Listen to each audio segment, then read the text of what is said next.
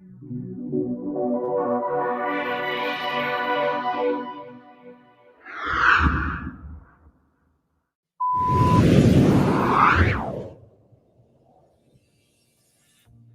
I'm Nicole France, Vice President and Principal Analyst covering all things customer experience here at Constellation Research. And I'm Doug Henshin, VP and Principal Analyst covering data to decisions. And welcome to episode 11 of Constellation Research TV. As usual, we'll be talking about enterprise news and trends. But who's joining us on the show this week, Nicole? Well, Doug, after you and I do a rundown of the latest news, we'll be joined by Constellation's resident expert on all things privacy, Steve Wilson, who's going to take us through the somewhat controversial topic of digital proof of vaccination. Looking forward to that one. Always thought-provoking. Then we'll be joined, Liz Miller and I will talk through some of our recent research just published on digital optimization and a new system and set of tools for thinking about that. And finally, you and I will come back and recap all the many events that seem to be going on at the moment. Yes, it's conference season. But before we get to all that, let's talk about the news. Starting with last week's epic earnings reports from AWS, Microsoft, Google, all three of which notched double-digit gains in revenue. AWS sales, I should say, Amazon sales were up double digits. AWS specifically up 32% to $13.5 billion on the quarter. Microsoft Cloud revenue, including Office 365 and Azure, up 33% to $17.1 billion. They don't really break out Azure revenue specifically, but that's said to be up 50%. Google Cloud sales were up 45% to $4.1 billion. So these companies are accelerating amid the pandemic. It's really part of the larger tech and digital upswing we've seen through the pandemic. Alphabet, Amazon, Apple, Microsoft, and Facebook putting a larger emphasis point on that these five firms now get as much revenue in 1 week as McDonald's makes all year. It's astonishing. Yeah. It really is. Yeah. And Amazon, I read, is now it was 1/15th the size it is today back in 2009. Amazing. Well, the fascinating thing is these companies were on a pretty solid trajectory, all of them, before the pandemic. And if anything, they've just had more oxygen to fuel the fire. I mean, it's been an amazing growth trajectory. And a lot of it is coming from multiple areas. So Amazon obviously benefiting from the huge move to commerce, not just B2C, because there's an awful lot of B2B stuff that's sold on Amazon these days as well. And that's before we get to, as you pointed out, Doug, AWS being a huge growth driver as all kinds of businesses figured out they really needed to be moving more into the cloud, more significantly and certainly more quickly than many of them had. Same with Google. So big beneficiaries there. And let's not forget on the Microsoft side, Teams. I mean, it seems to be the byword of the pandemic. If it's not Zoom, it's Teams. So big changes there. Speaking of Microsoft, that really is big news this week because we've got the Microsoft Business Applications Summit. Not so heavy on the news front as Microsoft Ignite was not all that long ago. It seems like we got all the big announcements really to do with particularly a lot of the Dynamics portfolio at Microsoft Ignite. This really seems to be more of a discussion about where Microsoft stands in the business applications market. And it's interesting because it's pretty clear that the competitive sights are set on Salesforce. Yeah, I didn't see much news in the event so much as positioning. There was an announcement in MySpace, a new goals feature for Power BI. Think of it as sort of a general purpose performance management, the kind you see in a corporate performance management or a financial performance management or a human capital management system. The analytics are there to tell you what happened and why. Well, goals are there to tell you what should happen. This is what we think is good. This is what we think is bad. This is acceptable. This is unacceptable.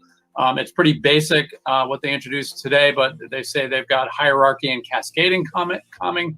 So you can do things like cascade down goals, make sure they're aligned with corporate strategy, but they're not going to be competing with CPM systems or HCM systems. It is interesting, though. I like this focus, and we talked about it with Domo as well, on actually how to interpret and present data. So it's not just how to read a chart, but what should you take away from this? What's good? How far are you away from that? And what do you need to do to get there? So interesting data interpretation, which I think we're going to see a lot more of. Interesting to compare Microsoft Business Applications or Business BizApp Summit to Adobe Summit, which happened not too long ago. I would say Adobe Summit far, far heavier on the new announcements. In fact, there was a wall of them. It was quite a lot to get through. I think the overall summary for me on that one was much more focused on rationalizing the portfolio. I think Adobe still has a significant distance to go to really do that in a way that makes sense from the enterprise user standpoint, but a big step in the right direction nonetheless, making sense of all the various pieces, how they fit together. And that's a combination of things that have been acquired over time, as well as some of the new developments Adobe's been investing in. Some particularly big ones like asset management and the light version, Assets Essentials, which I think is going to be very appealing on the digital asset side, and also things like the real-time CDP. And as much as I hate the name CDP, I absolutely give a lot of plaudits to Adobe for focusing on tackling that great big issue of getting customer data right. So interesting contrast. Tied to that data point, I think Adobe does a really good job. I mean, it's kind of under the hood. You don't hear about it too much, but I've seen it up close. They do a really good job with the the metadata management, the cataloging, the governance of data. Surprisingly deep, policy enforcement capabilities, cataloging capabilities. Really good stuff to see from a vendor that's focused in the customer data management, even though you'd see that sort of thing in full-blown data management circles these days. So good on them. Yeah, I guess the one final summary I'd make on those is comparing Adobe Summit to Adobe Max, which happened earlier in the year, and Microsoft BizApp Summit compared to Ignite earlier in the year. The second time around, not as much energy and not as much fun. Huh.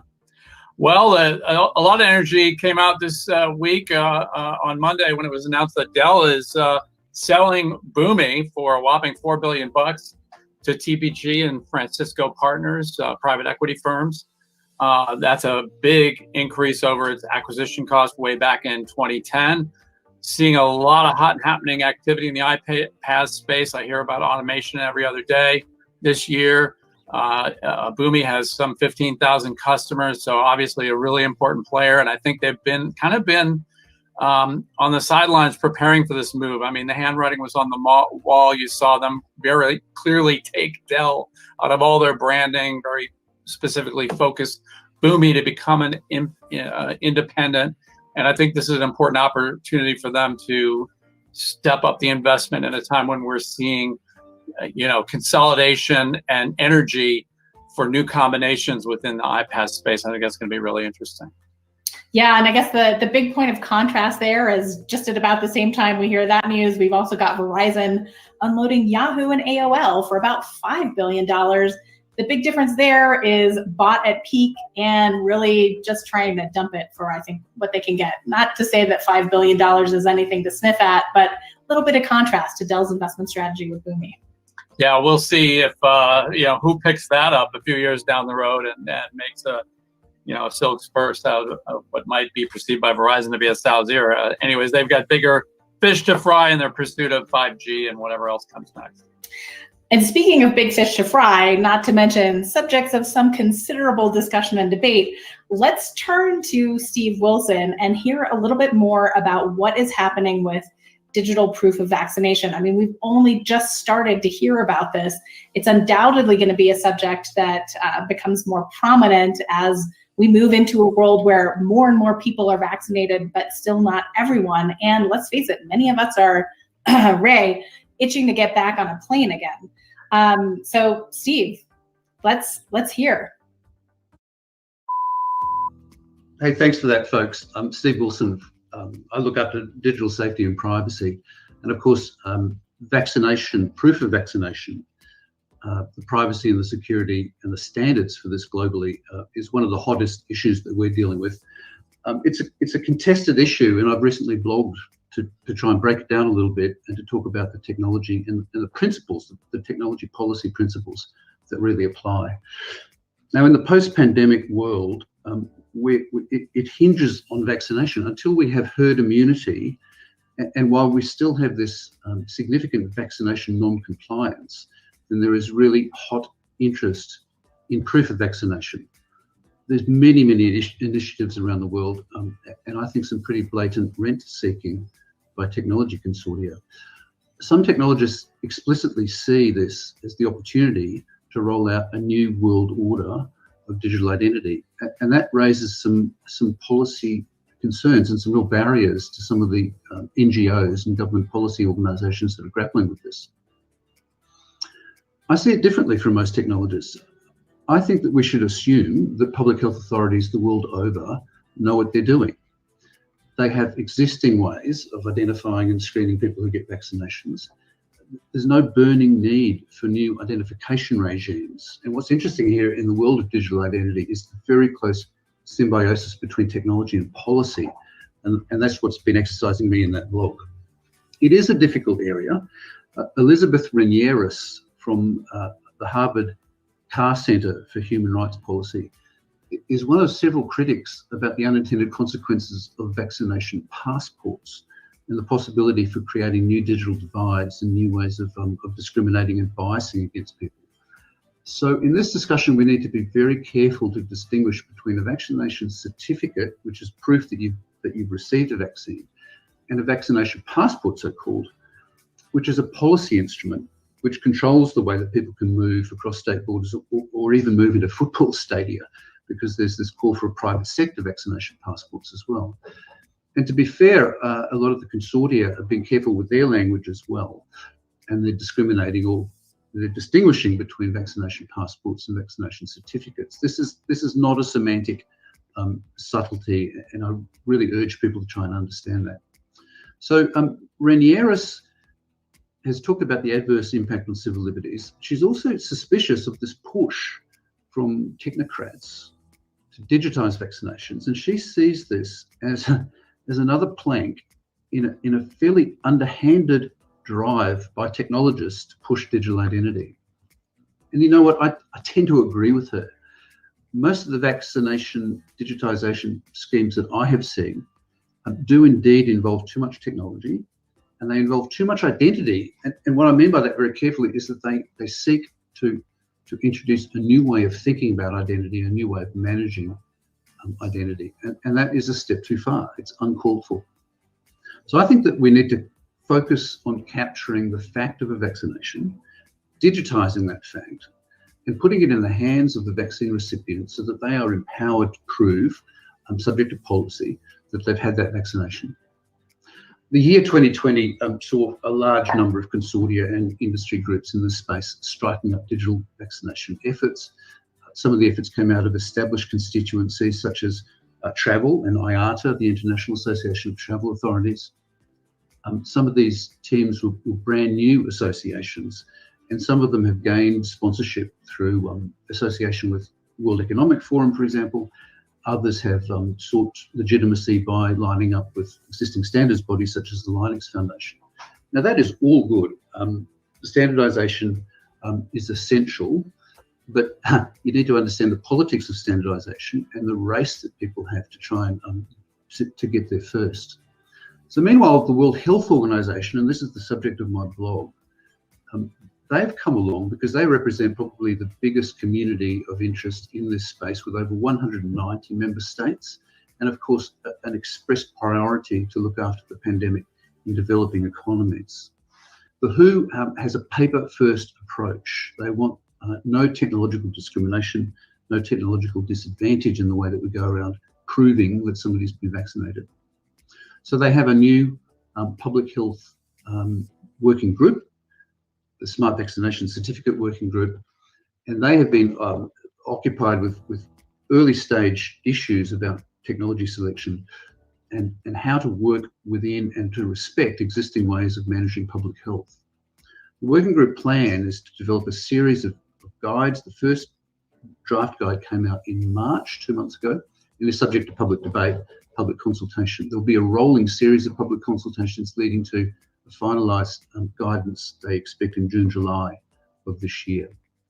Now let's reiterate too that WHO has urged caution, and they have in fact said that it would be dangerous to mandate vaccination passports as a matter of travel. This is probably not going to be like the famous yellow card of old, which was expressly about managing yellow fever. The WHO has urged caution, but they see their role as saying that if proof of vaccination is a reality, and it is going to be a reality for the simple reason of health workflow. If you've had a vaccination, you need to prove that you've had the vaccination so that you can organise the second vaccination. So some sort of proof is essential. And with borders opening up, this interest in improving vaccination status, of course, is urgent. So if you're going to digitise vaccination, let's do it properly. I want to focus on two of the WHO's recommendations. The first one was technology. They considered the appropriate technology platform for producing a globally recognisable, interoperable, machine-readable proof of vaccination, and they have settled on QR codes and public key infrastructure, PKI. PKI is the same technology, remember, that underpins the ICAO e-passport, several smart health cards in jurisdictions around the world. And of course, PKI is what sits at the core of the SIM cards in the global telephone system, and indeed billions of chip and PIN payment cards. So PKI technology is an established way of hooking cryptographic information to people and to devices. The second thing that WHO did was that they looked at identification, and they have expressly recommended that digital proof of vaccination sits within and respects existing public health authorities and existing ways of administering vaccines to people. Healthcare workers, as we said, have their own ways of dealing with people, no matter what their proof of identity is. They deal with thin file people in developing economies around the world, people who don't have mobile phones, people that don't have identity cards, and doctors and nurses and healthcare workers. They deal with the people who are in front of them, they assess them, they screen them, they administer the vaccines, and they keep records. And the WHO wants us to respect those systems and in a sense allow vaccination management to be decentralised to the points of care. So there's not going to be any new global identity standard or any new global identity regime in the way that the WHO wants vaccinations to be recorded. Healthcare authorities and healthcare workers are going to continue doing what they're doing, administering vaccines and doing the job that they have. I put it like this: I think a digital certificate should do nothing more and nothing less than capture the proof of a vaccination and present that in a machine-readable way. This is a really vital point, and identity and technology are closely related in a very nuanced way. Many vaccination technology proponents are looking to introduce new self-sovereign philosophies or new distributed, user-centric identity philosophies, and these invariably are going to impact the way that healthcare is done.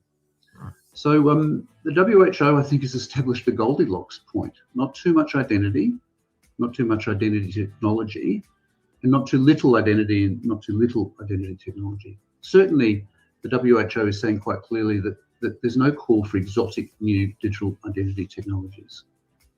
So now it's up to government to consider the WHO guidelines and to adopt that or not as their own national standards. I hope that they do agree on the WHO standards. When are we going to see rollout? Pretty damn quick. We've seen how the pandemic has accelerated the adoption of mobile technologies and accelerated agility, especially in Australia, the state governments of Australia, New South Wales, especially where I live, have an amazing rolling capability of doing digital services. There is a nearly universal adoption here of the government-supported QR code for checking into offices and bars and restaurants and other public health controlled establishments, and that technology baseline, a mobile app, is right now in the process of being analysed and expanded for proof of vaccination. The challenge in Australia, and I think the challenge, this is a microcosm of world travel. We have a federal system, each state does it differently, and the states are grappling with how do they standardise machine-readable proof of vaccination. If they can wait until June, July, then courtesy of the WHO, they will have that standard. So I expect to see worldwide disruption. Worldwide disruption. We're a bit obsessed at Constellation, aren't we?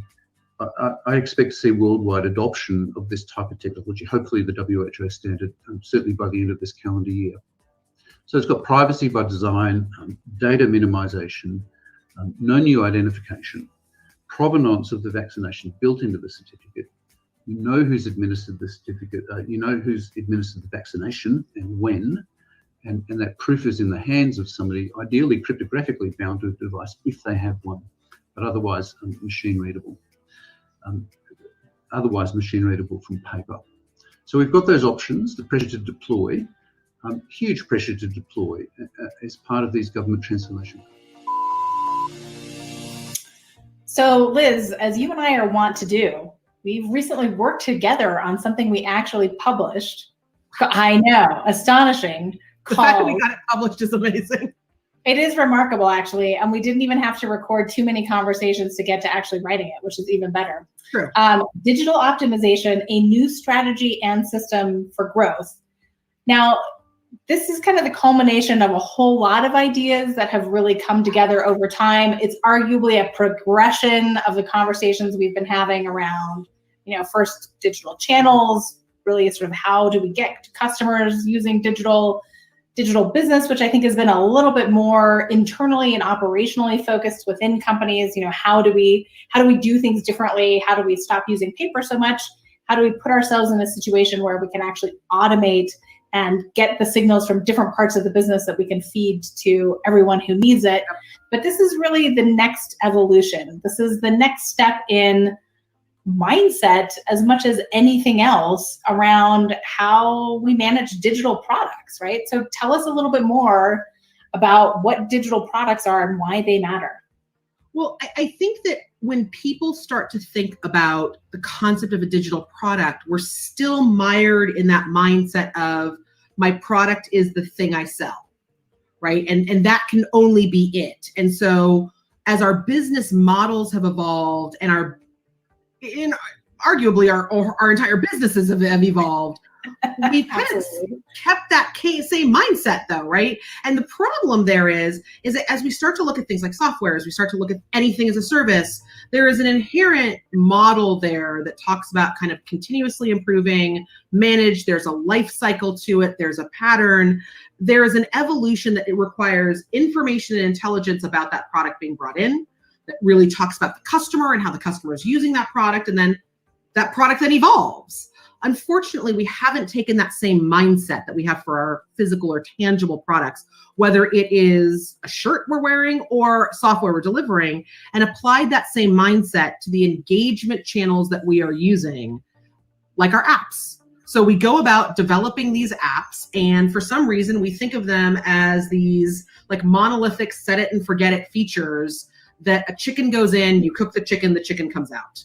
I built my app and now it's done, and now people will just use it. Right. And so we just go, well, it must be, it's like all of our digital channels through which we engage and touch the customer have suddenly become these really weird one type use appliances.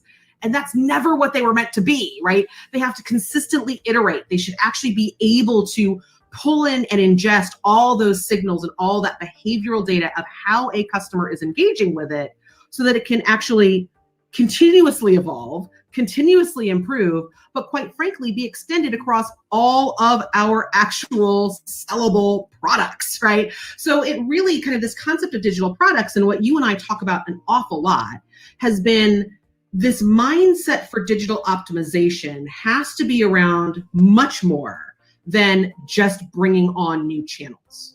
It really has to be about how we look at all of these points of engagement, all of these opportunities to reach and engage our customer as a product in and of itself. And that's inherently going to have a life cycle. It's going to have a development cycle, but it's going to have intelligence, and it's going to have data, and it's going to have signals and cues that come in that really help us understand where and how our customer expects us to be, as opposed to the digital channel model, which is let's be really super creepy and gather all this data and then stalk our customer where they are. It's just a different mindset around engagement and experience. Oh, absolutely. And it's arguably a more sophisticated way of thinking about all these things that we've actually gotten relatively good at using within businesses. Like, hey, we can chat with our customers.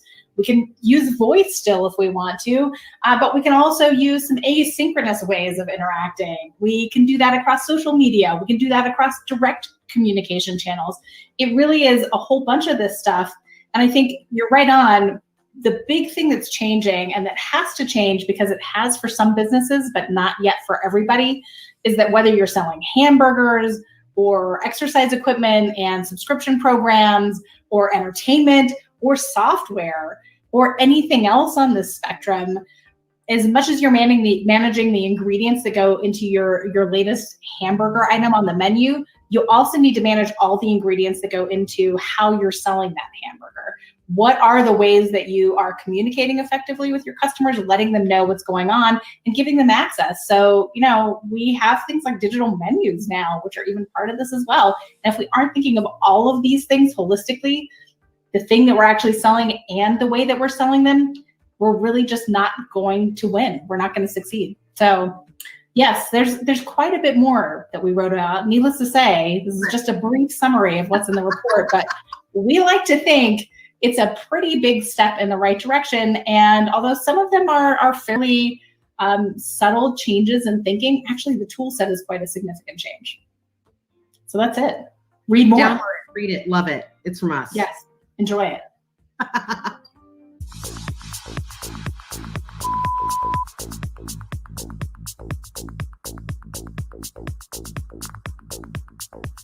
Hi, it's High Enterprise Conference season. So we thought we'd run down the events coming up over the next few weeks in a little segment we call Constellation Dance Card. Coming up next week, we've got IBM Think, Tuesday, May 11th, a first full year for CEO Arvind Krishna. And he's coming off an encouraging last quarter. I'm seeing that his keynote will be with Brett Taylor of Salesforce. This is a bit of a reboot. We saw Mark Benioff with Ginny Rometty after they acquired Blue Wolf. So we'll see if there's any new news in that. What do you got coming up, Nicole? Well, I don't know if it's a Texas two-step, Doug, but to your point, we're often doing multiple of these. Sometimes it's even the cha-cha-cha. Sometimes we have three. It gets a little crazy. Luckily, it's not too bad, but one of the big ones I've got going on this week is the 5.9 Analyst Summit. So not public, but this is, hefty stuff. It's time consuming for those of us as analysts. And it's actually, for us, a really important source of a lot of the comments that you hear from us, because this is where we often get the real skinny. So 5.9, all about contact center. And interestingly, a very cool partnership space here, because these are areas where the big players like Salesforce and in fact Microsoft have decided really not to play directly. So there's a lot of interaction going on between the customer service stuff that you see, particularly in a lot of the big CRM suites, and what's happening in contact center. So for the time being, a lot of friendly co-opetition, but we'll see if that changes at some point. All right, my big first conflict is next week. May 11th, Click World Online. Same time, same place as, not same place, both virtually, as IBM Think. So I'll be looking for Mike Capone, Chief Product Officer James Fisher. They'll be talking about active intelligence. I love that message because 10 years ago, too many companies were drowning in too much data. Today, the problem is too many companies are drowning in too much insight. So their idea with active intelligence is integrating the analytics to drive action. I love that message. Can you really have too much insight though, Doug? That's the question. Too much stuff, maybe, but I don't know. We'll see. I'm looking forward to dashboards, competing dashboards, no single source of truth. Yeah, that's a problem. Yeah. Oh man, we got to embed the embedded. I mean, it's going to be a nesting shell game. Russian doll. Anyone? Yeah. My conflicts are ServiceNow and Oracle. Again, 2 analyst summits, but both of those are actually really pretty interesting for me. Oracle is CX. ServiceNow is focused on a whole range of stuff in their latest quarterly announcements and releases.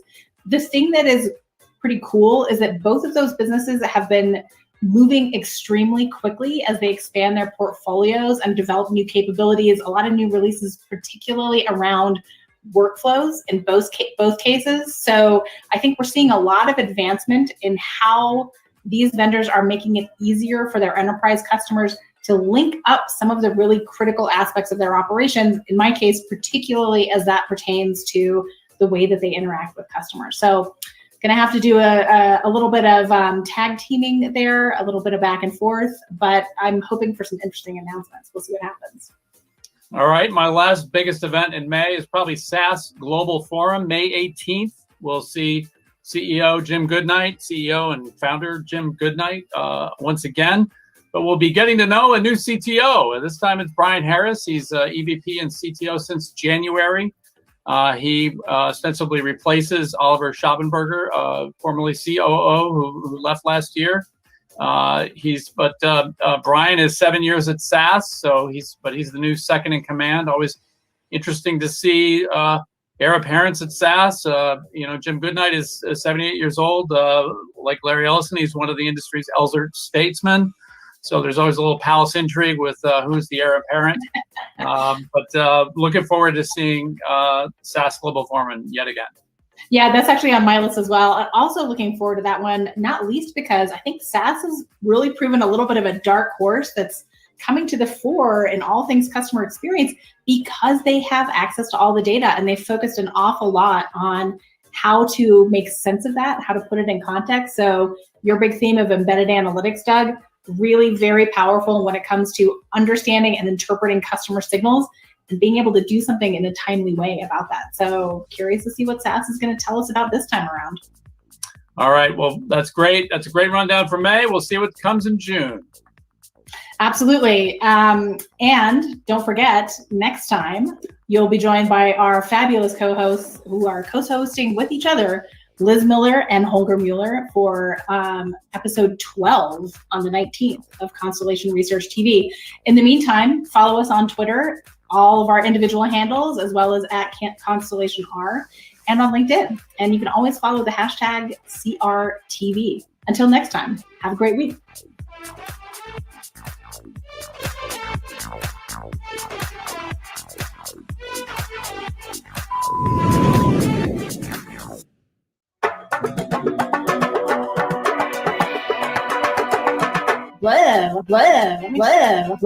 God, no, not all that well, but it's in huge type, and I'm familiar.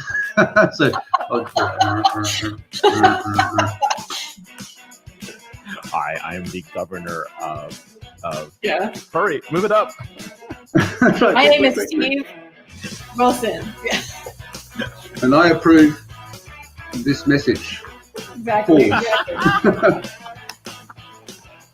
Okay, sound and Time, light and vision. my friend, it's time to stand up and walk to the fire.